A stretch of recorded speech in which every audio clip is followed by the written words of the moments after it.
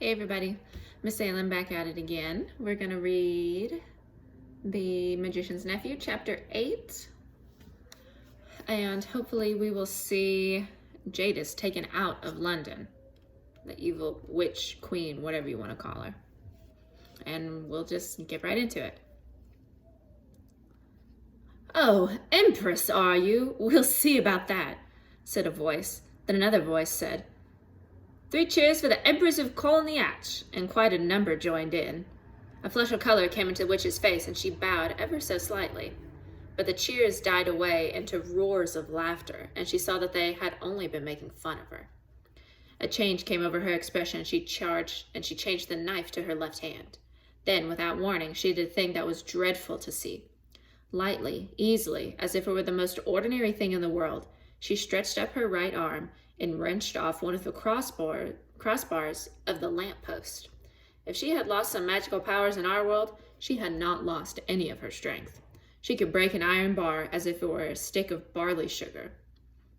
She tossed her brand new weapon up in the air, caught it again, brandished it, and urged the horse forward. "Now's my chance," thought Digory. He darted between the horse and the railings and began going forward. If only the brute would stay still for a moment, he might catch the witch's heel. As he rushed, he heard a sickening crash and a thud. The witch had brought down the bar on the chief police helmet. The man fell like a 9-pin. "Quick, Digory, this must be stopped," said a voice beside him.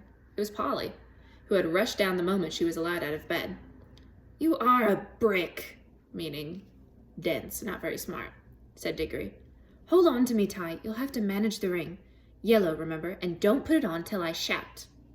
There was a second crash, and another policeman crumpled up. There came an angry roar from the crowd. "Pull her down! Get a few paving stones! Call out the military!" But most of them were getting as far away as they could from her. The cabbie, however, obviously the bravest, as well as the kindest person present, was keeping close to the horse, dodging this way and that to avoid the bar, but still trying to catch Strawberry's head. What a nice guy. He's just trying to keep his horse calm. The crowd booed and bellowed again. A stone whistled over Digory's head. Then came the voice of the witch, clear like a great bell, and sounding as if for once she were almost happy. "Scum! You shall pay dearly for this when I have conquered your world. Not one stone of your city will be left. I will make it as charm, as Philinda, as Solois, as Bramandin." Digory at last caught her ankle. She kicked back with her heel and hit him in the mouth. In his pain, he lost hold. His lip was cut and his mouth was full of blood. From somewhere very close by came the voice of Uncle Andrew in a sort of trembling scream. "Madam, my dear young lady, for heaven's sake, compose yourself." Digory made a second grab at her heel and was again shaken off. More men were knocked down by the iron bar. He made a third grab, caught the heel, head on like grim death, shouting to Polly, "Go!" Then, oh, thank goodness, the angry, frightened faces had vanished. All except Uncle Andrew's.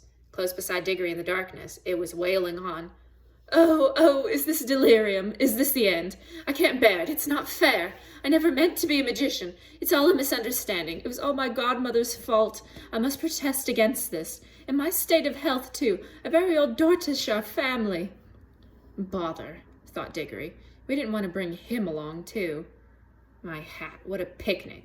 "Are you there, Polly?" "Yes, I'm here, Digory. Don't keep on shoving." "I'm not," began Digory, but before he could say anything more, their heads came out into the warm green sunshine of the wood, and as they stepped out of the pool, Polly cried out, "Oh, look! We've brought the old horse with us, too, and Mr. Kettley, and the cabbie. This is a pretty kettle of fish," meaning, like, this is a mess. As soon as the witch saw that she was once more in the wood, she turned pale and bent down till her face touched the mane of the horse. You could see she felt deadly sick. Uncle Andrew was shivering. But Strawberry, the horse, shook his head, gave a cheerful whinny, and seemed to feel much better. He became quiet for the first time since Digory had seen him. His ears, which had been laid flat back against his skull, came into their proper position, and the fire went out of his eyes. "That's right, old boy," said the cabbie, slapping Strawberry's neck. "That's better. Take it easy." Strawberry did the most natural thing in the world, being very thirsty, and no wonder. He walked slowly across to the nearest pool and stepped into it to have a drink. Digory was still holding the witch's heel, and Polly was holding Digory's hand. One of the cabbie's hand was on Strawberry. and Uncle Andrew, still very shaky, had just grabbed on the cabbie's other hand. "Quick," said Polly, with a look at Digory. "Greens!" So the horse never got his drink. Instead, the whole party found themselves sinking into darkness. Strawberry neighed, Uncle Andrew whimpered, Digory said, "That was a bit of luck." There was a short pause, then Polly said, "Oughtn't we to be nearly there now?" "We do seem to be somewhere," said Digory. "At least I'm standing on something solid." "Why, so am I, now that I think of it," said Polly. "But why is it so dark? I say, do you think we got into the wrong pool?" "Perhaps this is Charn," said Digory, "only we've got back in the middle of the night." "This is not Charn," came the witch's voice. "This is an empty world. This is nothing." And really, it was uncommonly like nothing. There were no stars. It was so dark that they couldn't see one another at all, and it made no difference at all, whether you kept your eyes shut or opened. Under their feet, there was a cool, flat something which might have been earth, and was certainly not grass or wood. The air was cold and dry, and there was no wind. "My doom has come upon me," said the witch, in a voice of horrible calmness. "Oh, don't say that," babbled Uncle Andrew. "My dear young lady, pray don't say such things. It can't be as bad as that. Ah, cabman, my good man, you haven't happened to have a flask about you. A drop of spirits is just what I need." Now then," came the cabbie's voice, a good, firm, hearty voice. "Keep cool, everyone. That's what I say. No broken bones, anyone? Good. Well, there's something to be thankful for straight away, more than anyone could expect after falling all that way. Now, if we've fallen down some diggings, as it might be for a new station on the underground, someone will come and get us out presently, see? And if we're dead, which I don't deny it might be, well, you got to remember the worst things happen at sea, and a chap's got to die sometime. And there ain't nothing to be afraid of if a chap's led a decent life, and if you ask me, I think the best thing we could do to pass the time would be to sing a hymn." And he did. He struck up at once a harvest Thanksgiving hymn, all about crops being safely gathered in. It was a not very suitable place to sing, which felt as if nothing had ever grown there since the beginning of time, but it was the only one he could remember the best. He had a fine voice, and the children joined in. It was very cheering. Uncle Andrew and the witch did not join in. Toward the end of the hymn, Digory felt someone plucking at his elbow, and from a general smell of brandy and cigars and good clothes, he decided that it must be Uncle Andrew. Uncle Andrew was cautiously pulling him away from the others. When they had gone a little distance, the old man put his mouth so close to Digory's ear that it tickled, and whispered, "Now, my boy, slip on your ring. Let's be off." But the witch had very good ears. "Fool," came her voice, and she leaped off the horse.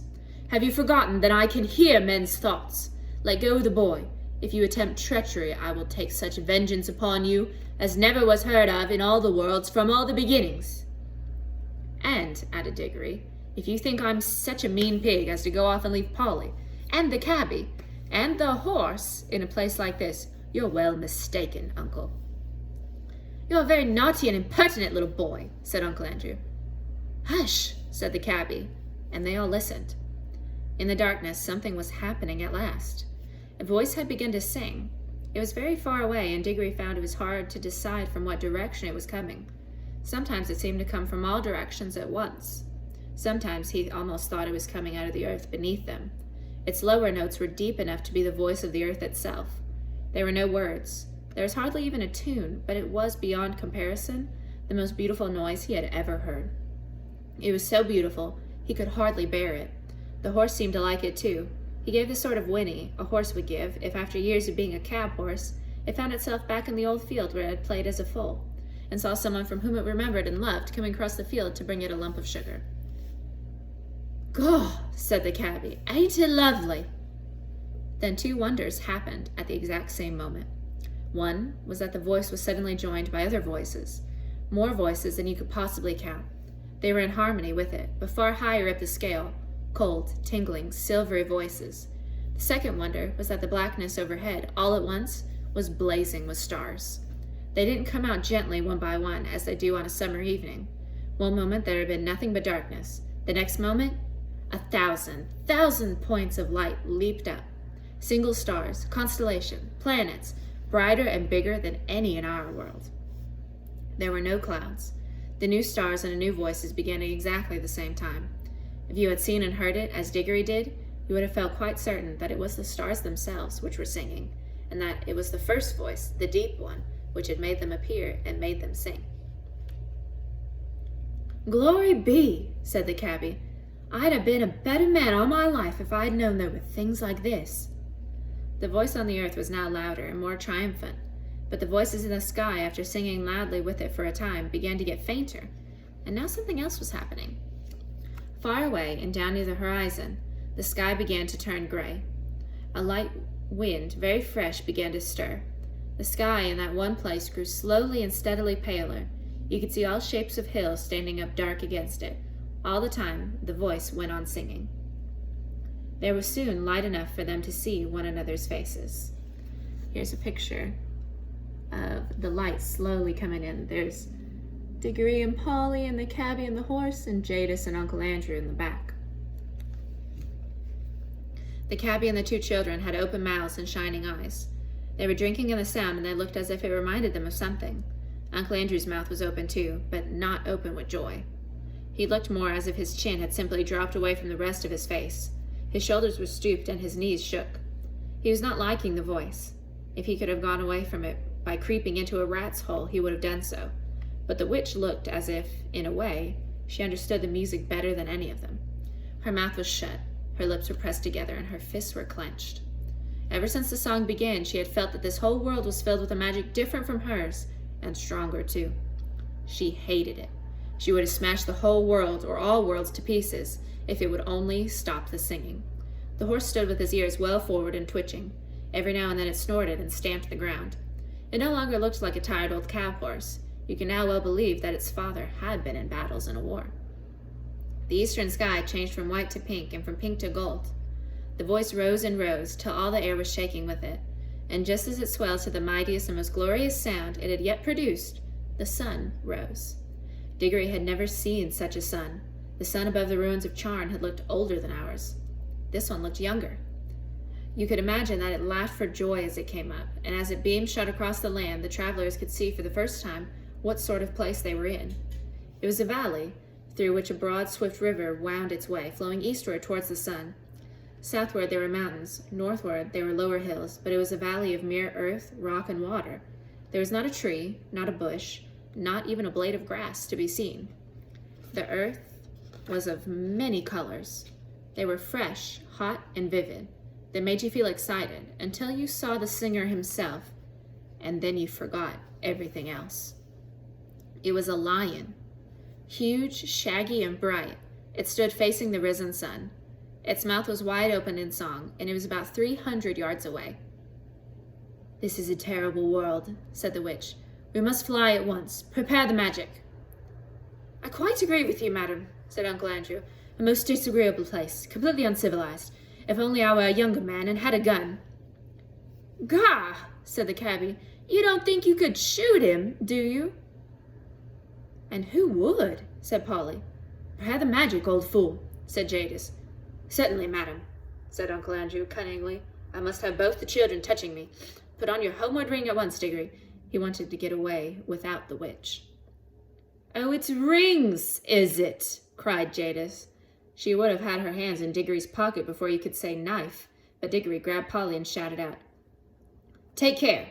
If either of you come half an inch nearer, we too will vanish and you'll be left here for good. Yes, I have a ring in my pocket that will take Polly and me home. And look, my hand is just ready. So keep your distance. I'm sorry about you," he looked at the cabby, "and about the horse, but I can't help that. As for you two," he looked at Uncle Andrew and the Queen, "you're both magicians, so you ought to enjoy living together."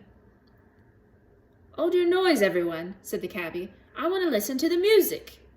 For the song had now changed. And that's the end of chapter 8. So they came upon an empty world, a world that hadn't even been born yet. It wasn't even alive yet, but slowly it started to turn into something, become a brand new baby world, all with the voice of a lion, and Jadis and Uncle Andrew don't like it one little bit. Chapter 9 might spoil it a little bit for you, but It's called The Founding of Narnia. So you could probably make a pretty easy guess about what world they've stumbled into this time. All right, I'll let you guys go for now. So if you have any comments, anything to say about this story, would you want to stay there in this new mysterious place, or would you want to leave too? Let me know in the comments below. I'll see you guys in our Zoom meetings. Bye.